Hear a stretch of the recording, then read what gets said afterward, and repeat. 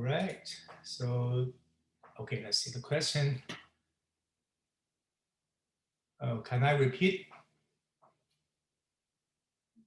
Any questions now?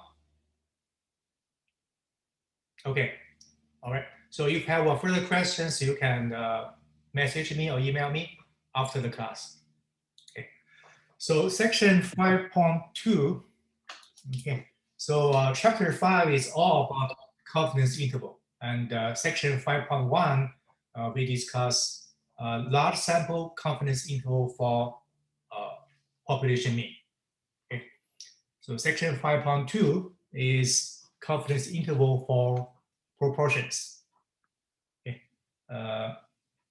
Section 1.1 is when the sample size is large and we care about confidence interval for the mean, then we're gonna use the equation, the formula from section 5.1. Okay. For section 5.1, there's no requirement for type of population. Okay. That is because the sample size is large. Okay. So no matter what type of distribution the population follows, as long as the sample size is large and we want to calculate confidence interval for the mean, we're going to use the equation from section 5.1. Okay. When the population follow Bernoulli distribution, okay, and we know Bernoulli has a format of that, BIN NP Bernoulli. Okay, this is binomial. Okay, so Bernoulli is okay, only one parameter, which is P. Okay. Then we're going to use a different set of formula. So when the sample size is large, the probability is 95% that the sample proportion is within 1.96 standard deviation of the true proportion. Okay. So that is based on, again, section 4.11. Okay. So the sample proportion follow a normal distribution with a mean value of P and the variance of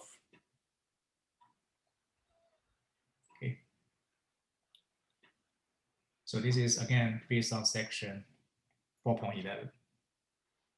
And for 95% probability, that is the z-score. Okay, so z-score 1.96, okay, because that follow a normal distribution. Okay. So the sample proportion is within 1.96 standard deviation of the true proportion. Okay, the sample proportion is this. Okay, so P with a hat on top. The true proportion for the population is P. Okay, so this is the true proportion. This is the sample proportion.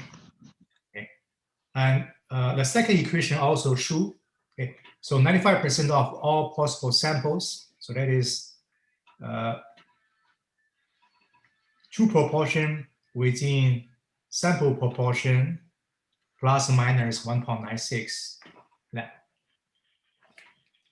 Okay. Okay.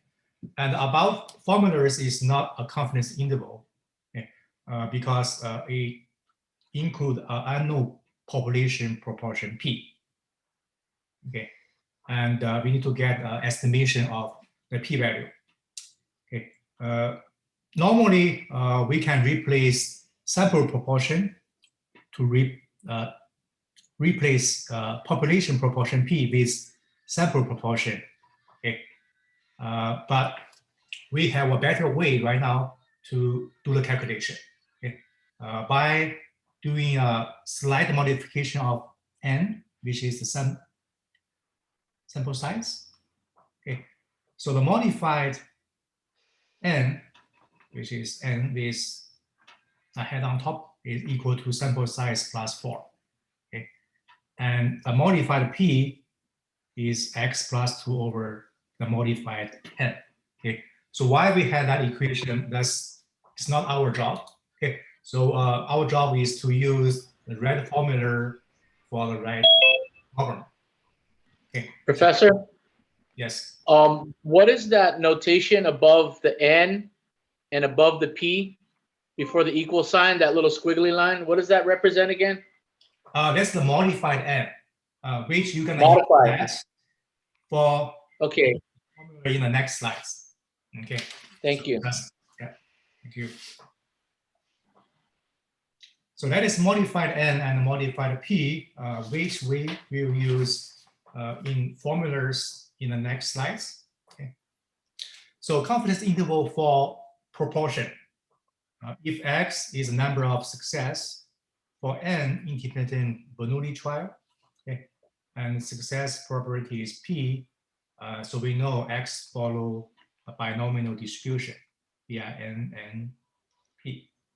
Okay, and for whatever level of confidence interval, okay, this is similar to what we learned from section 5.1. So alpha. Okay, so for example, 95% confidence interval, the alpha is 0.05. Okay. So for 100 times 1 minus r% confidence interval for proportion, we use this equation. Okay, and you can see we also need to calculate z half alpha, and the z is the z value. Okay, as we found out from the z table, and also called table 8.2. Okay, so right now I think everybody are familiar with the z table or table 8.2. Okay, and this is modified n and modified p, okay, which is based on these two equations. Okay. Because the sample proportion is a value between 0 and 1. Okay, so if the lower limit is less than 0, sometimes we get a negative value. Then we should replace with 0 because for p is cannot be less than 0. If the upper limit is more than 1, then we use 1 instead. Okay, again, because sample proportion is a value between 0 and 1. Okay, cannot be outside this range. Okay, so that's the equation for confidence interval for proportion, together with modified n and modified p. Okay, so you will see for chapter 5, we have totally 8 sections for different situations, depending on what the question is asking and parameters such as the sample size is big or small. Okay, so the equations are very similar format. Okay, I will suggest you to, before you prepare for the exam, the final exam, you write down all the different set of equations with 1 page.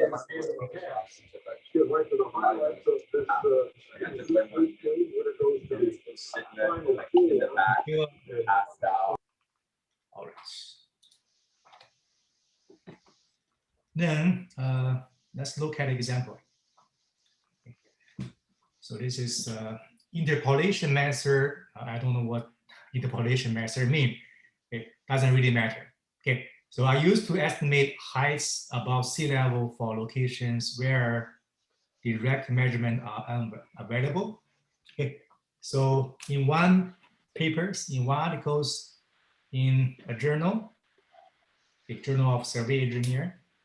So Professor, I just wanted to say that interpolation has something to do with creating a topographical map when you take elevation measurements.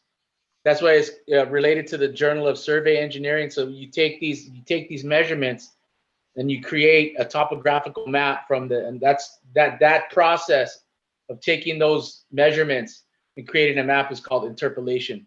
Okay, all right, good to know. Obviously you have some experience about that.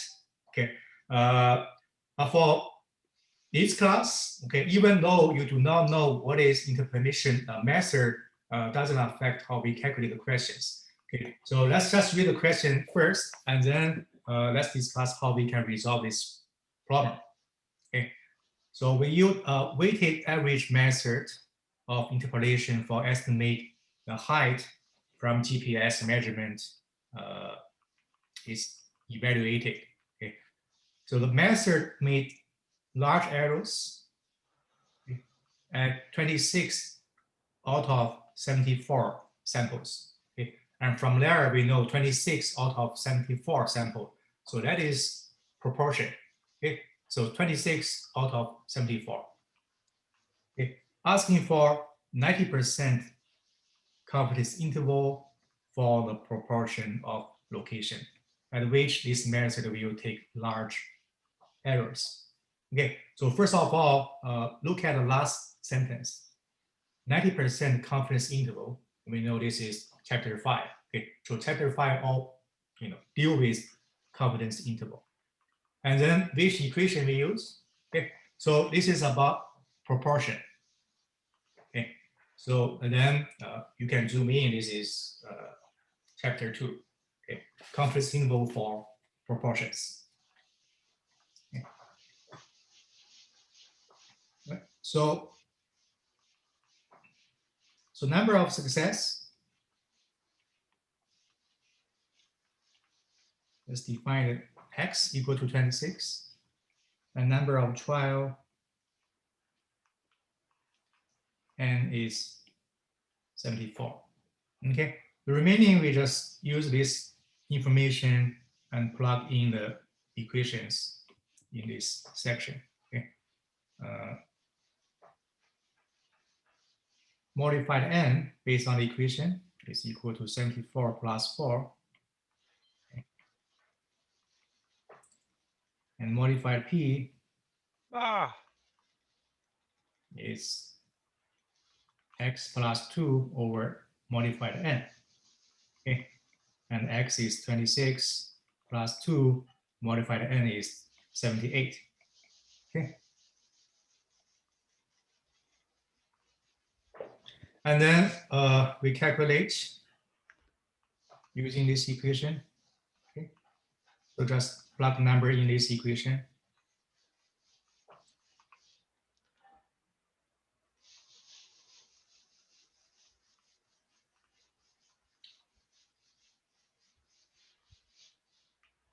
Modified N. All right, so I will skip the details. You can plug the number here into that.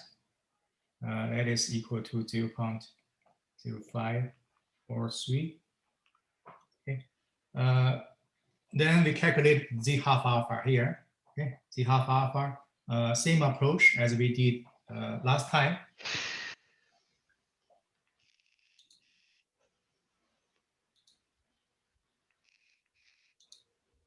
Okay. 90% confidence interval. We get alpha.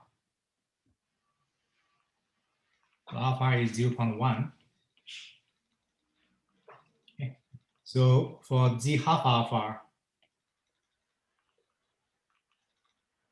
okay, so we will be 1.645. Okay, how we get that? Okay, so I will not repeat. You use the table 8.2 or the z table. Okay, so the z value for half alpha is 1.645. Okay, so you can make sure you can find that the same number. Okay, so we have done that so many times, so I will not go back to do that again. Okay, so make sure you can get that z half alpha, and then plug in this equation. Okay. So sample proportion plus or minus z half alpha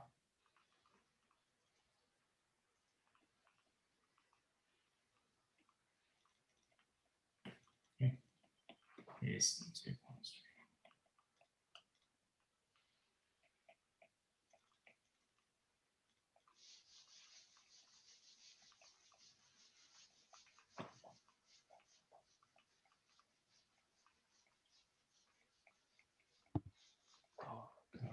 Okay, so it's very straightforward. Based on the last sentence of the questions, you just find out which set of equation to use. depending on what the question is asking. Okay, for this question is asking for proportion, okay, confidence interval, and then use that equation. Okay, but how to use the z table to find out z alpha or z half alpha, need to practice. Okay.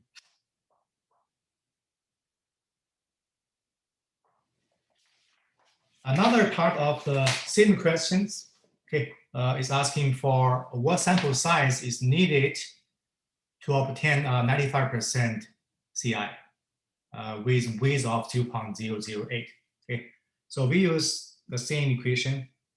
Okay, same equation, plus minus 0.08. That means this part is 0.08. Okay, and based on 95% confidence interval, we get the half alpha, and then we can figure out the sample size n. Okay, so for 95% CI, so plus minus, so the z half alpha will be 1.96. Okay, again, we use the z table to find out the z value. Z half alpha is 1.96. Okay. So modified p doesn't change. Okay. So 1 minus 0.3590. Okay. Then modified n is equal to n plus 4. Okay, n plus 4. So that is equal to plus minus 0.08. From there, we get n around 135. Yeah.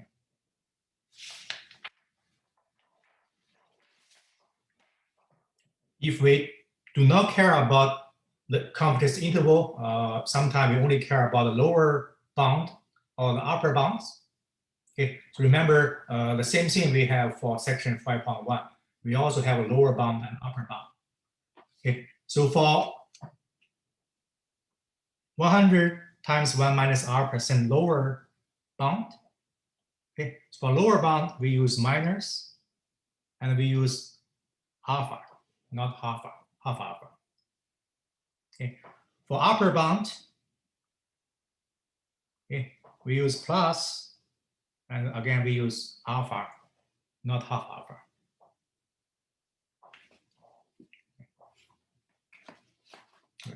So that is the method we should use for confidence interval of upper and lower bound when we care about proportion.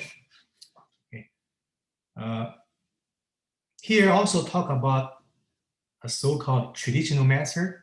So that is an older method. Okay. So older method, but is widely used.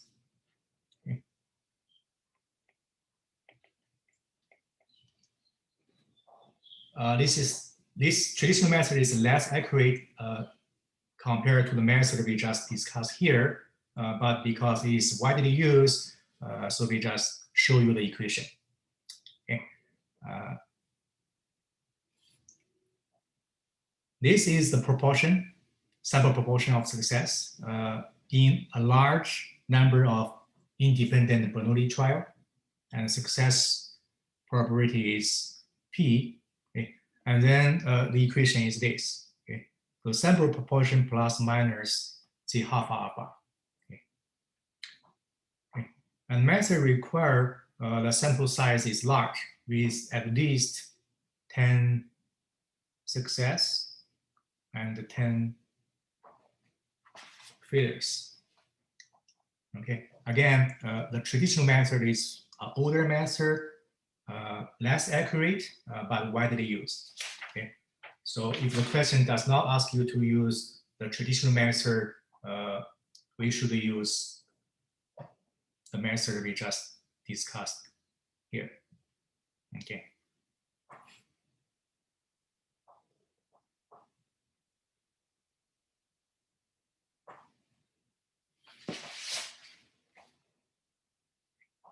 So here is example using the traditional method. So quality control technician want to estimate the proportion of soda cans that are underfilled. Okay. Okay. We have 200 cans.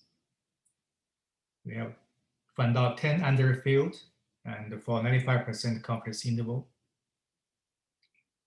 Okay. So the sample proportion is x over n, so 10 over 20, 200.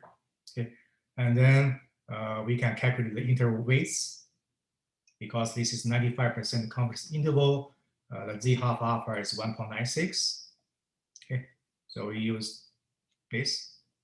Okay, so plug in the number into that equation. Okay, so we can calculate the confidence interval. Okay.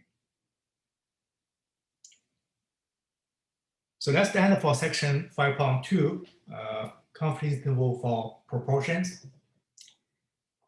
Then let's look at the next one, section 5.3. So this is small sample confidence interval for population mean. Okay. And remember for section 5.1, that's large sample. Okay. Confidence interval for population mean. Okay.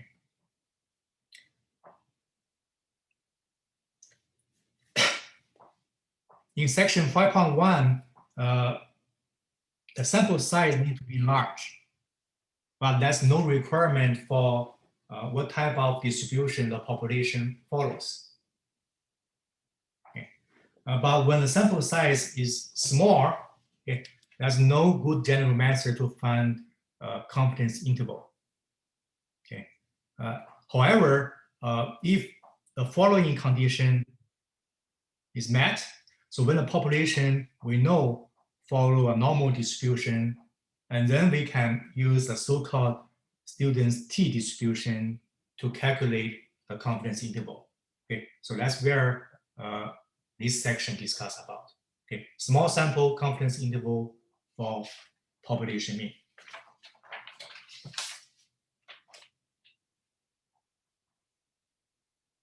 Okay. So what we can do if the sample mean is the mean of a small sample. Okay, so if the sample size is small, the sample standard deviation s may not be close to the population standard deviation sigma. Okay, and the mean value of the sample may not be normal. Okay, because only when the sample size is large, then we can use central limit theorem to use normal distribution. Okay, but not for small sample size. Okay, if we know nothing about the population, okay, then we cannot calculate this confidence interval. Okay. However, if this condition is met, so if the population is normal, okay, then the sample mean will also be normal, even though the sample size is small. Okay, and then we can similarly we can calculate the parameters, okay, which is called t-value. Okay, remember for normal distribution we can calculate z-value or z-score. Okay, for this we calculate another value is called t-value or t-score. Okay.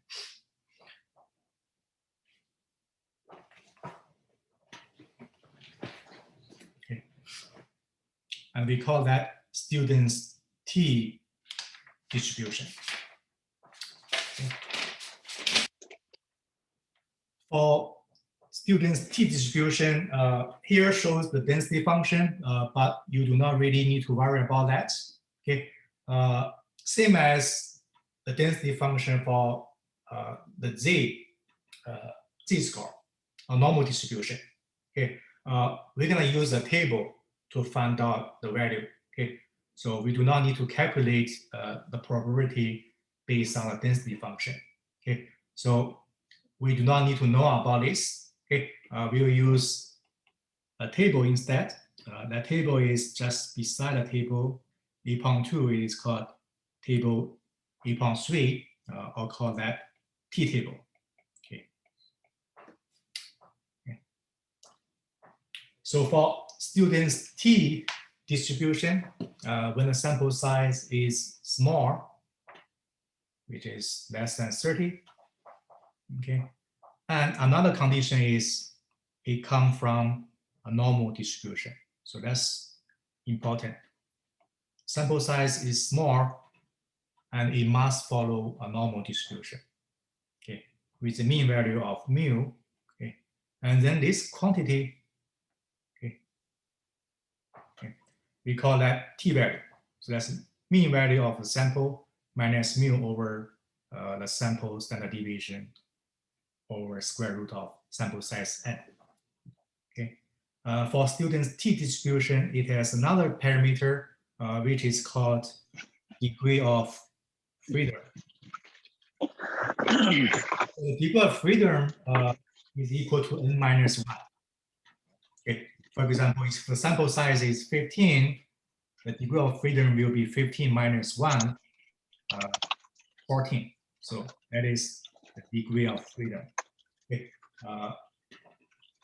It is denoted by t. Just wait, brother. Just wait. Okay. So t means the t value, n minus 1 means the degree of freedom is n minus 1. Okay. So in a moment, we will look at the t table.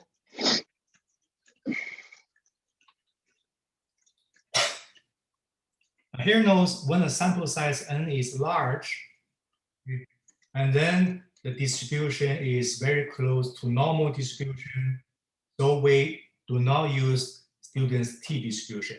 So we just use a normal curve directly. Okay.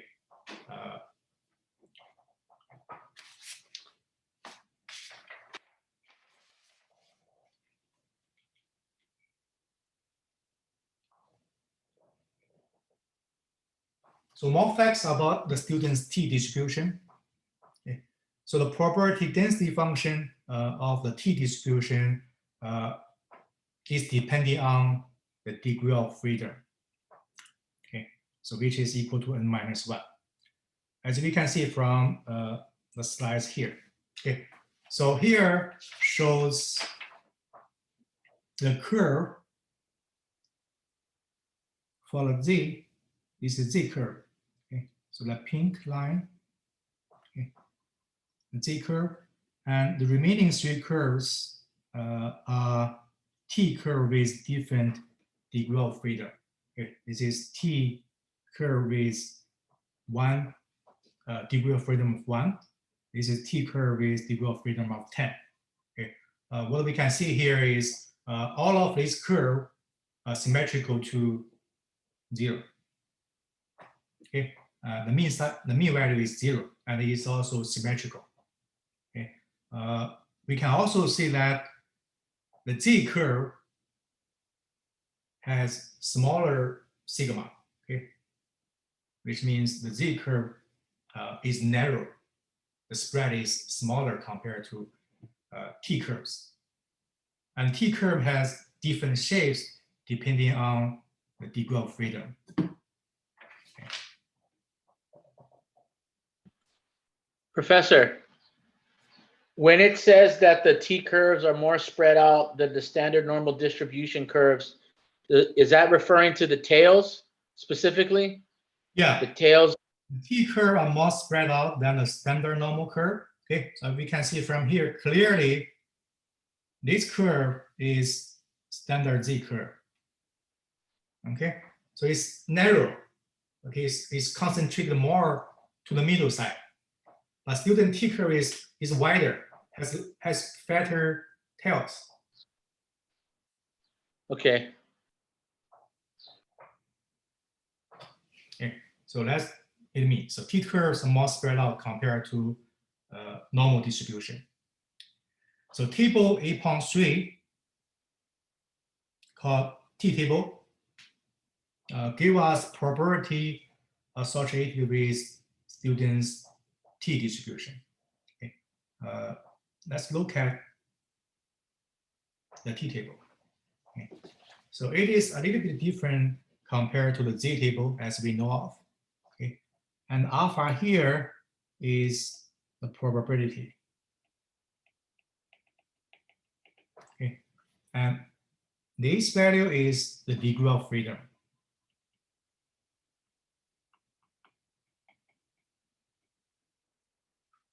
Okay, and the value here is the t value. Is a t value. Again, the t value is equal to this.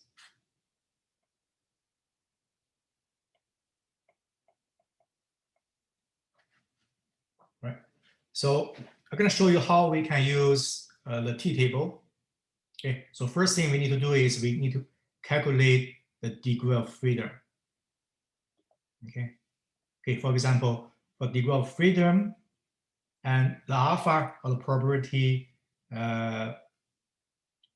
of 99% or 0.01 on the right-hand tail, the z-score is 2.764. Okay.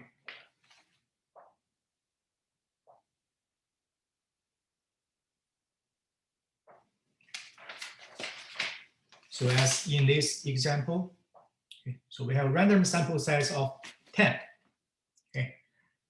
So the sample size 10, so that is equal to n equal to 10, is to be drawn from a normal distribution.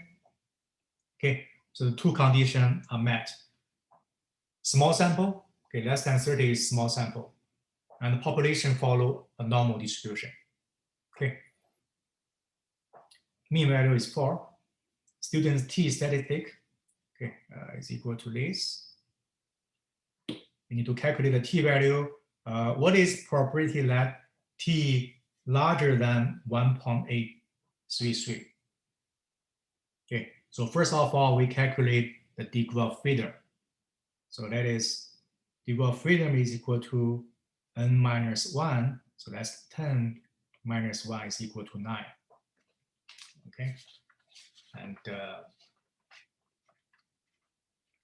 t larger than 1.833 for degree of 9. Okay, so 9 is here. Okay, so 1.833 is here. Okay, alpha is the probability is 0.05. Okay, and alpha is this shaded area. Okay, so 0.05 is the p. Okay, so 0.05. So that's how we use the t table, table 8.3.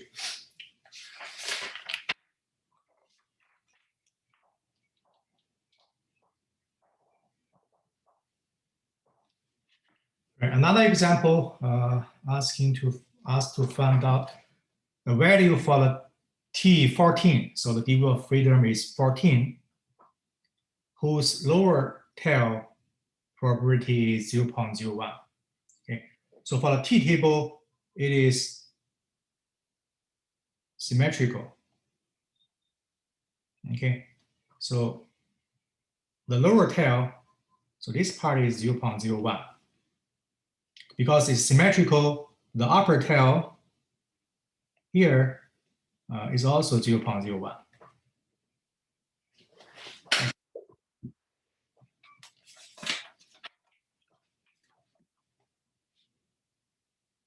And we go back to table 8.3.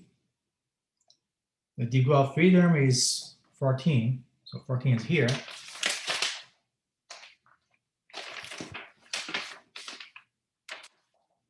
Okay. So the value for t of 2.624 corresponding to 0.01. So this is 2.624.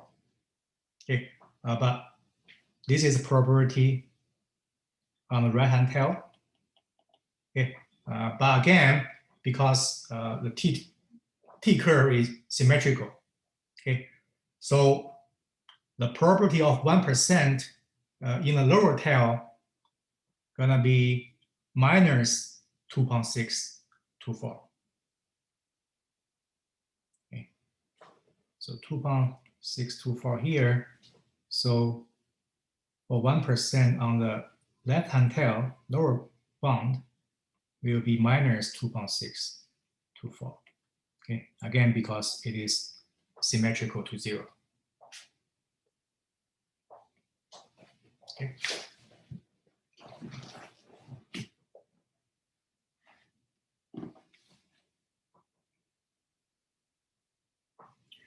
So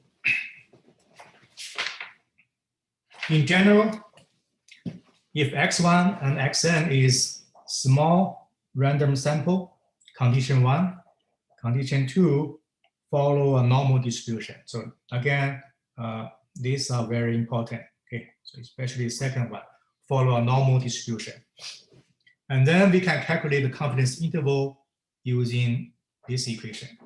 Okay, so this is the sample mean plus minus, this is the t-value based on the degree of freedom using table 8.3. Okay, so the t-value has two parameters.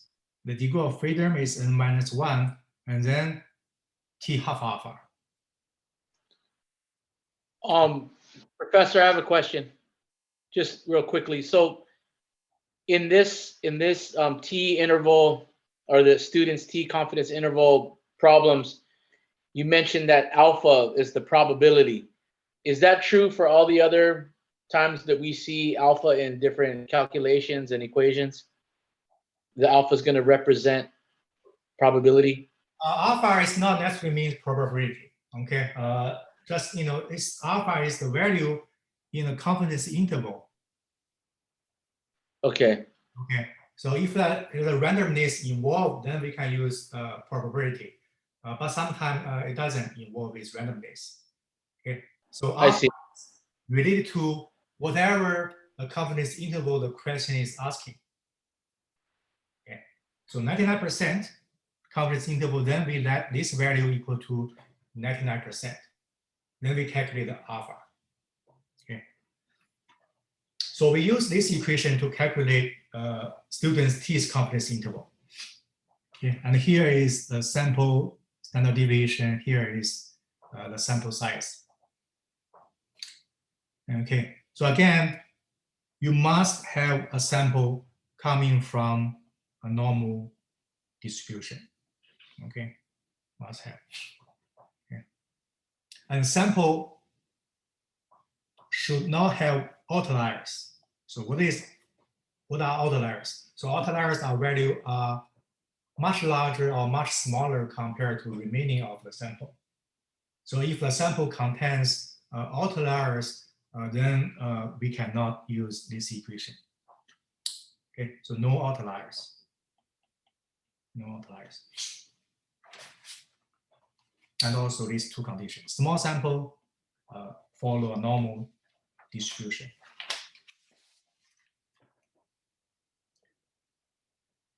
Also upper bound and lower bound. Okay, so again, two conditions, small sample, normal distribution. For upper bound, okay, so we use plus, okay, the t-value has the degree of freedom of n-1, and then here is alpha, that's not half alpha. Okay.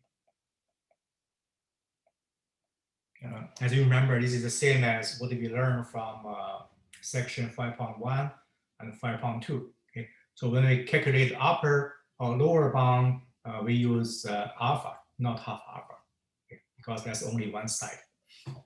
For lower bound, we use minus. Again, we use alpha.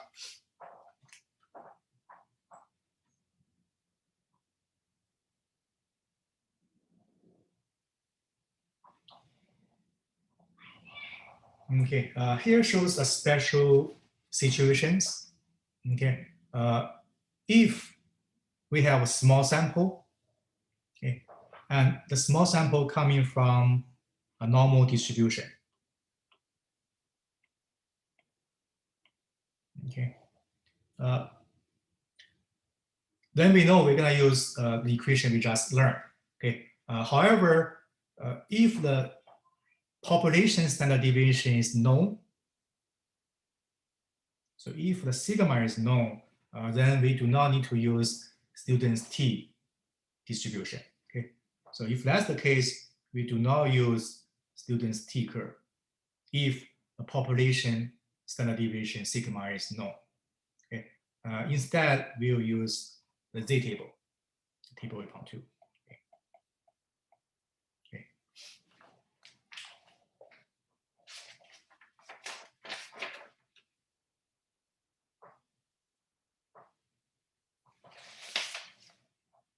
Okay.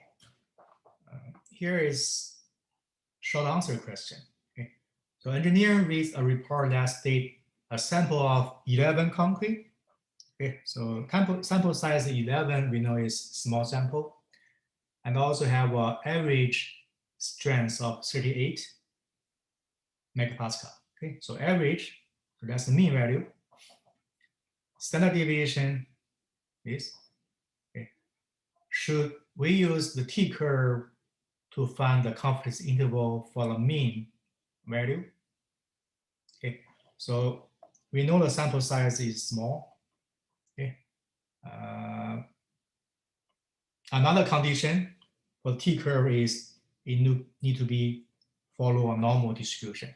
Okay, so the question tells us the sample size is 11, so that is small. Okay, but we do not know it is follow a normal distribution or not. Okay, so question doesn't tell us it follow a normal distribution. So we cannot use, okay, so cannot use students T distribution because we have to know it follow a normal distribution. Okay.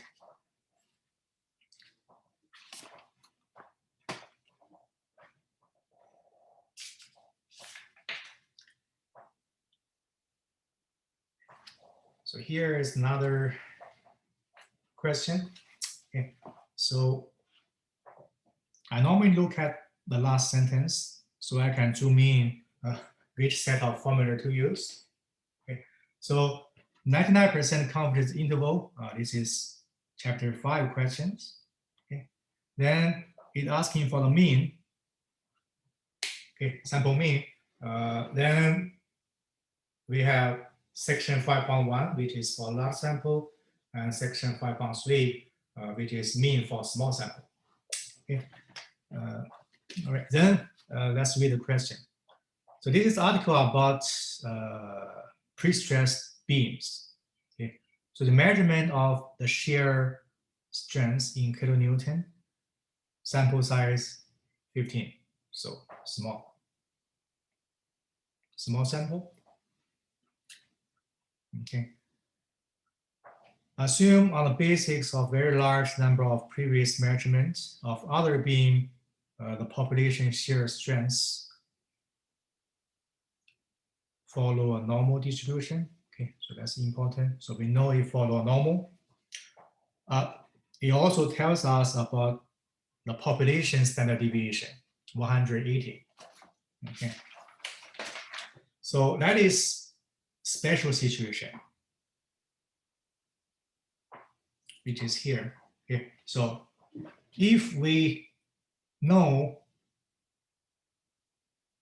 the population standard deviation sigma, okay, then we do not use the students T distribution. We directly use the Z table, okay, like in our case. If the population sigma is known, we use Z curve.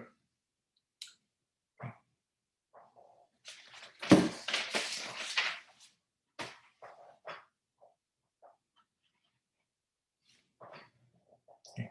So even though it is small sample and it follow normal distribution, okay, so seems like we should use students T distribution, but because we know sigma,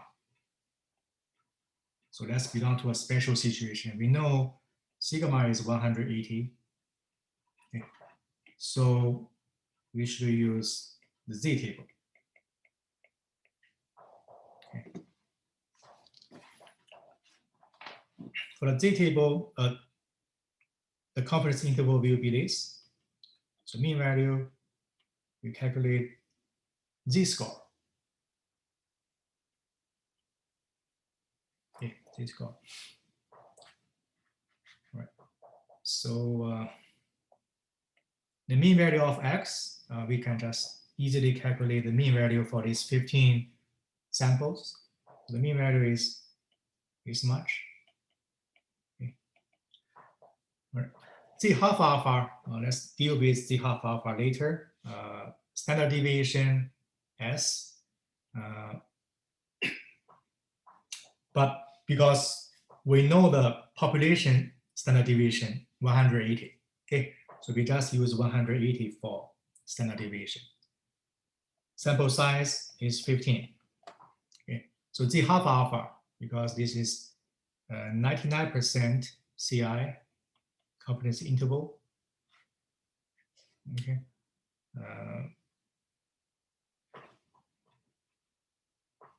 We can calculate half alpha 0.005. Okay, and using the Z table, okay, we calculate Z half alpha will be 2.58. Okay, so again, I will not go to Z table. We have done that so many times. Make sure you find out that to 2.58 for 99% confidence interval. 2.58. So we plug in that Z half alpha 2.58. Okay, so that's how we can calculate 99% confidence interval.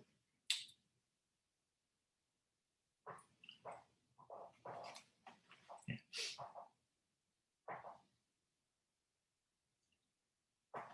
Right. So today we will finish section 5.4. Okay, and that another confidence interval, but this time is the difference between two means. Okay, we have two samples. Okay, and we care about the difference between the mean value of these two samples. This is very often used. Okay, for me, I'm doing research on concrete materials, and I often design or try to improve the mix design to enhance certain type of performance, such as strength. So we use new concrete and old concrete. We get the mean value, sample mean from these two type of concrete, and we want to compare the difference between these the mean value of these two concrete. Okay. So if x and y are independent to each other, and both of them follow a normal distribution of this, okay, and then this is based on information we learned from chapter 4 for normal distribution. X plus y follow another normal distribution. Okay, so new mean value and new variance.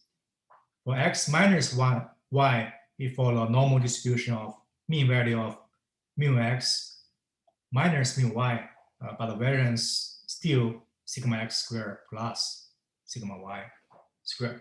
Okay, so this is all the information from chapter 4. Okay. Then let's look at how we can calculate the confidence interval for the difference between these two means. Okay. Conditions: x is large sample, okay, with a mean value of mu x and standard deviation of sigma x, and y, here is not case dot dot dot, okay, dot dot dot, and y follow is another large sample, okay, okay, mean value of mu y and standard deviation of sigma y, okay, but this is for any type of population. So that's no requirement for what type of population it follows. Any type of population is okay because the sample size is large. Okay. And here is the formula. Okay. So if two samples are independent, this is also another condition. Okay. Then for this confidence interval for difference between these two means, we use this equation. Okay, so that's the sample mean for x, sample mean for y. This is z half alpha. Okay, z half alpha. Many times we do not know sigma x and sigma y. These are the standard deviation for the populations. Okay, then we can use sample standard deviation Sx and Sy into this equation. Okay, and Nx and Ny are sample size.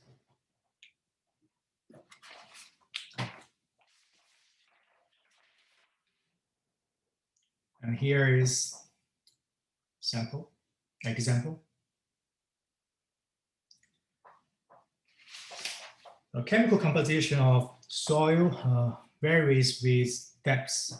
Okay, an article in a journal describe chemical analysis of soil taken from a farm in West Australia. So 50 specimen. And if you look at this, you know this is large sample. Okay. Take at two depths, 50 and 250 centimeter. So at 50 centimeter, the average, this is the NO3 concentration is 88.5. Standard deviation of this. At the other depths, the average is 110, so more than that, with another standard deviation. Okay, so look at the last sentence. Last sentence is always the most important one, and oftentimes I just look at the last sentence directly. So 95% confidence interval. Okay, so that is chapter 5, difference in NO3 concentration at these two depths. Okay, so that's confidence interval for difference between two mean value. Okay, from the last sentence, we know I will use equation from section 5.4, which is this. Okay, remaining will be easy. Okay.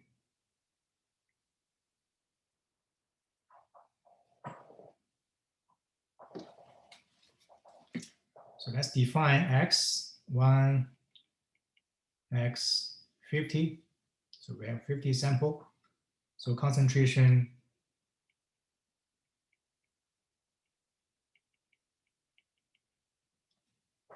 of 50 specimen at the depth of 50 centimeter. And y will be concentration at 250 centimeter. Okay. The question tells us the mean value and the standard deviation.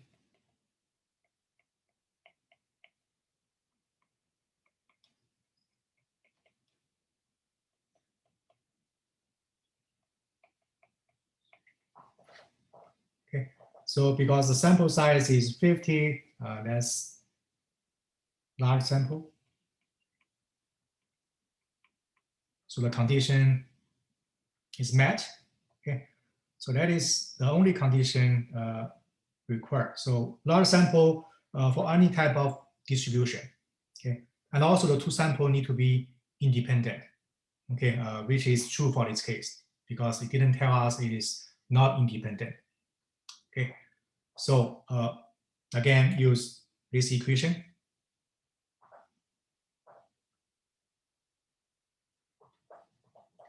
So mean value for y and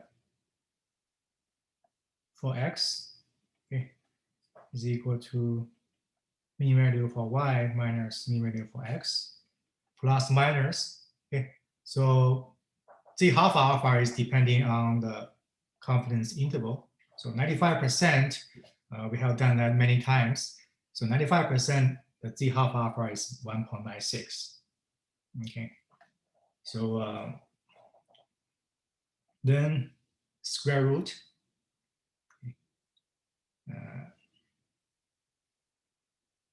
Sx 49.4, so that's 49.4 square over nx, sample size s, x 50, plus sy 51.5 square over sample size 50. Okay, so again, we use this equation. Okay, so if we do not know sigma, which is population standard deviation, we use sample standard deviation s instead. Okay, so plug in the number, and here 110.6, mean x is 88.5. Okay, so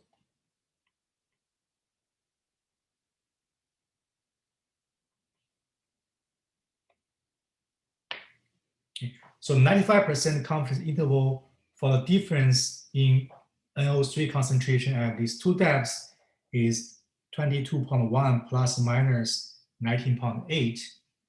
Okay, the unit is milligram per liter.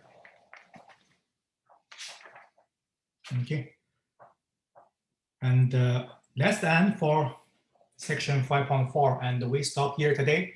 Okay, as you can see, the formulas are complicated, and we have many different set of formulas, around 5 and 6 different sets, depending on what the question is asked. Okay, sample size, difference between two means, or the proportions. Okay, and the next time we're going to continue for the remaining sections for chapter 5. Okay, so let's stop here today. Professor, I got a question about your solution right there. Yes. Is that 221 plus or minus 19.8, or is that 22.1 plus or minus? 22.1. 22.1 plus or minus 19.8. Those numbers are really close together, right? 22.1 plus minus 19.8. That's like. Yeah, the range is very big. It's a very big range. Yeah. Yeah. Okay, I just wanted to make sure I understood that solution. Thank you. Okay, thank you. Good luck this coming Thursday for the midterm. Bye.